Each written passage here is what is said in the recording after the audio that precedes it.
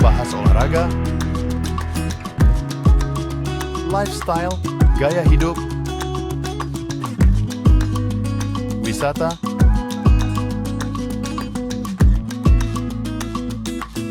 budaya,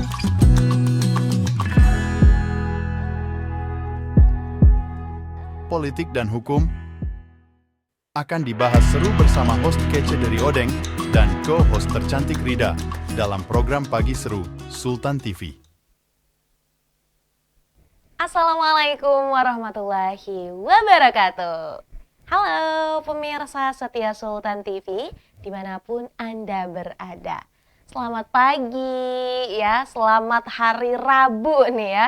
Semoga pemirsa selalu diberikan kesehatan, kebahagiaan, rizki yang melimpah. Amin ya nih. Biasanya kalau akhir bulan tuh teriakan amin itu paling keras. Nah tentunya senang rasanya nih pemirsa, saya Raudloh Rida nih kembali membersamai pemirsa di pagi-pagi hari ini ketika melakukan aktivitas tentunya di program tercinta kita, yaitu Pagi Seru, ulas berita, no kaku-kaku. Nah sama seperti sebelum-sebelumnya, tentunya di Pagi Seru ini kita telah menyiapkan ya beberapa berita yang akan kita ulas, yang akan kita ulik lebih dalam. Salah satunya nih pemirsa, kita langsung aja buka berita hari ini nih ya.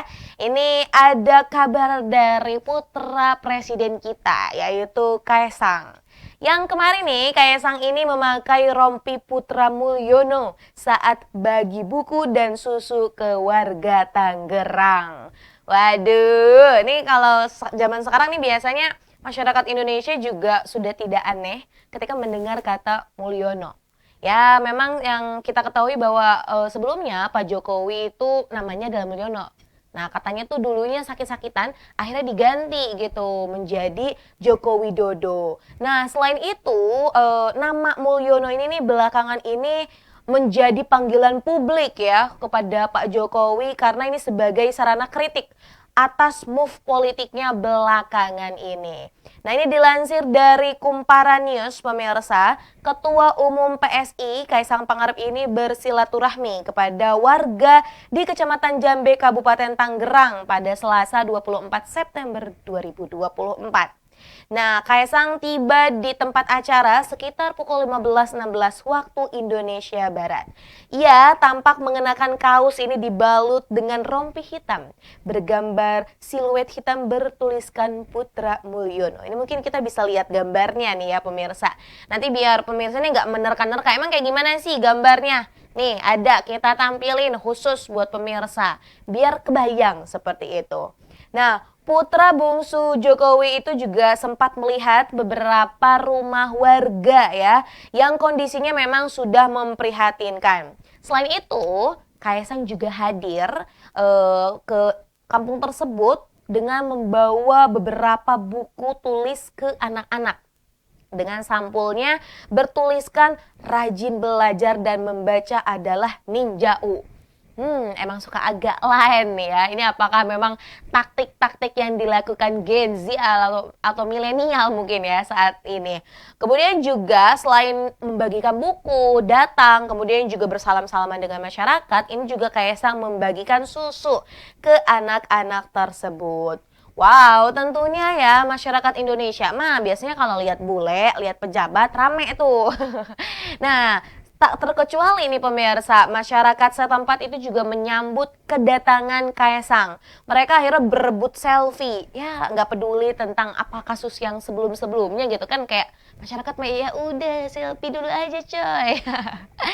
Nah, namun ternyata memang kegiatan Kaesang kemarin yang datang ke kampung tersebut ini juga didampingi oleh calon wakil Bupati Tangerang dari PSI yaitu Leru Yustira yang ya hingga saat ini nih masih berkeliling untuk melihat rumah-rumah warga. Intinya mah kampanye sebenarnya pemirsa. Ya namanya juga sekarang musim-musim pilkada. Kemarin apalagi juga beberapa calon kepala daerah ini juga sudah mendapatkan nomor urut nih ya. Yang akhirnya kan sekarang kayaknya kita juga perlu berhati-hati ketika kita berpose gitu. Nanti takutnya disangka kita mendukung salah satu paslon seperti itu. Nah, jadi ya memang salah satunya kegiatan Kaisang juga ditemani oleh calon wakil bupati dari Tangerang. Ingat, namanya juga wartawan, pas ditanya, Mas Kaisang, kok pakai bajunya tulisan Putra Mulyono? Kaisang nih enggan menjawab dan udah mungkin cukup kayak senyum-senyum aja. Nah, ini juga akhirnya menjadi satu keunikan ya. Dan berbicara tentang Kaisang sendiri nih, kita juga masih menunggu info terbarunya ya. Naik kemarin ini gratifikasi jet pribadi yang dinaiki oleh Kaisang, kemudian juga istrinya, stafnya, dan juga kakak iparnya. Ini kita masih menunggu apakah ini termasuk ke dalam kasus yang memang gratifikasi atau akhirnya KPK itu mengiyakan bahwa nebeng itu nggak apa-apa. Nah, pemirsa, dari berita Kaisang kita akan membahas berita lain nih ya. Ini ada dari salah satu calon wakil kepala daerah di Maros. Ini dilansir dan masih sama dari Kumparan News nih pemirsa. Suhartina Bohari gagal maju sebagai calon wakil Bupati Maros mendampingi Khaidir Syam di Pilkada 2024. Jadi ini Suhartina Bohari ini gagal karena dinyatakan tidak memenuhi syarat TMS karena ini dia dinyatakan positif narkoba saat tahapan pemeriksaan kesehatan. Aduh ya, ini akhirnya juga kan kalau ngomong-ngomong narkoba kan jadi banyak banget nih spekulasi yang muncul. Ada juga mungkin yang tanpa membaca detail beritanya udah langsung statement kayak, wah gak bisa nih masa wakil kepala daerah menggunakan narkoba atau bla bla bla lainnya. Nah, setelah ditelusuri nih ya, bahwa memang Suhartina ini menyampaikan bahwa kenapa hasil dari tesnya ini positif narkoba karena sebelumnya katanya nih ya ini sempat mengonsumsi obat penenang karena juga akhir-akhir ini katanya banyak banget kerjaan yang mungkin membuat lelah dan lain-lain seperti itu. Nah, untuk saat ini posisi Suhartina ini kemudian digantikan oleh Mutazim Mansur. Akhirnya nih dari calon Bupati Maros ada pasangan Haidir Mutazim telah mendaftarkan diri menjadi nomor urut 2. Tapi melawan kota kosong. Waduh, ini memang jadinya kurang beruntung juga nih ya untuk Suhartina Bohari ini. Nah, terkait hal ini juga akhirnya karena untuk benar-benar memastikan Suhartina Bohari juga melakukan tes kembali dan memang tadi dinyatakan negatif. Tapi ngomong-ngomong tentang Suhartina Bohari, memang sebelumnya juga ia merupakan wakil bupati dari Maros di periode 2021-2024 pemirsa, dan memang mau melenggang kembali di Pilkada November mendatang. Ya, namanya juga belum rezeki ya, akhirnya memang ini digantikan posisinya oleh orang lain. Nah, ini aku juga sempat baca di beberapa artikel, memang kadang nih pemirsa, ketika kita mengonsumsi obat, ada beberapa obat flu, obat penenang, antidepresan seperti itu ya, yang ketika kita mengonsumsi obat tersebut, lalu kita melakukan tes, salah satunya tes terkait dengan narkoba, itu bisa menyebabkan memang positif. Namun ini tuh ada beberapa statement yang memang positifnya adalah positif false atau intinya palsu ya seperti itu. Karena ada beberapa zat yang memang disinyalir ini bisa menyebabkan kayak gitu bahwa si tadi ya salah satu si pengonsumsinya ini terindikasi positif narkoba. Terlepas dari itu pemirsa, memang ini kalau ngomong-ngomong narkoba gitu ya, Indonesia juga kita masih banyak kasus-kasus yang menjerat tentunya ya, entah itu masyarakatnya ataupun yang terkena dampaknya akibat dari narkoba. Nih jangan sekali-kali gitu ya mendekati itu narkoba. Memang narkoba ini mungkin manis di awal, tapi tadi banyak banget dampak-dampak buruk yang akan terjadi kepada tubuh kita. Dan tentunya ini juga ya, apalagi kalau semisal sudah menjadi pecandu, waduh itu akan sulit sekali bisa kembali pulih seperti itu. Nah, terlebih lagi zaman sekarang nih, anak-anak zaman now kadang tuh suka iseng gitu ya, meracik sesuatu.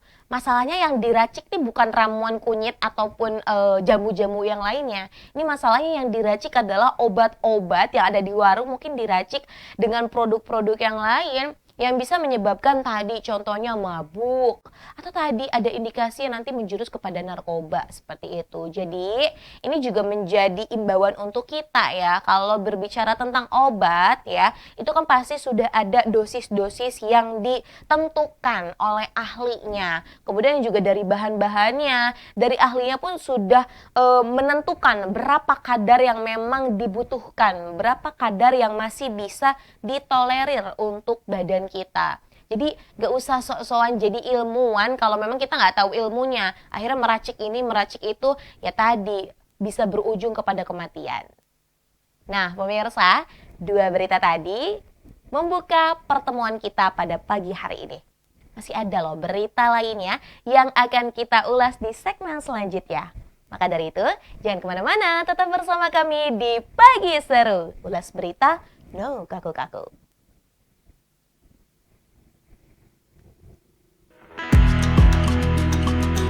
Membahas olahraga, lifestyle, gaya hidup, wisata,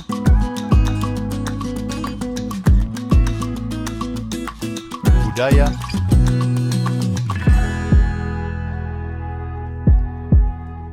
politik dan hukum akan dibahas seru bersama host kece dari Odeng dan co-host tercantik Rida dalam program Pagi Seru Sultan TV.